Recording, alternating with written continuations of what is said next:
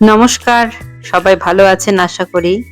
শীতকাল মানেই হলো বনভোজন। আর ইউএসএতে এই সপ্তাহখানেকের আগে থেকেই প্রচণ্ড তুষারঝড়ের পর চারিদিকে ইউএসএতে যেখানে বরফ পড়েছে বা যেখানে পড়েনি ভালোই ঠান্ডা পড়েছে। তবে তারই মাঝে আজকে একটা ছোট পটলাক বা বলা যেতে পারে পিকনিকে আমরা চলে গেছিলাম হিউস্টনের হারমান পার্কে। খুবই ঠান্ডা কিন্তু ঝলমলে রোদ, আর তার মধ্যে গিয়ে চাদর বিছিয়ে আমরা যে খাবারগুলো নিয়ে গেছি সেটা নিয়ে খুলে বসছিলাম আর বাকি বন্ধুদের সাথে তখন সবার জন্য অপেক্ষা করছিলাম।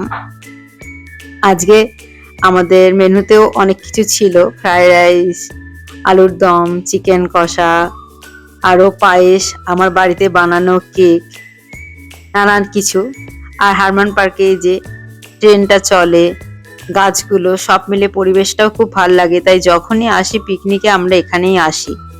আরো অনেক কিছু খাবারের মেনুতে ছিল, সব বলা হলো না। এই যে এখন আমরা অপেক্ষা করছি, গল্প করছি। আপনারাও কে কে পিকনিক করলেন অবশ্যই জানাবেন। এখন খাওয়ার আগে কিছুটা সময় খুব ব্যস্ত সবাই, খাবার বাড়াবাড়ি হবে, খাওয়া দাওয়া, তারপরে আসল গল্পটা শুরু হবে। আর আমার বাড়িতে বানানো কেকটা সবার খুব পছন্দ হয়েছিল, আমারও খেতে ভালো লেগেছিল আর আমার হাজবেন্ডেরও ভালো লেগেছিল। এই ছোট্ট ছোট্ট মুহূর্তগুলো আপনাদের সাথে শেয়ার করতে ভালো লাগে অবশ্যই।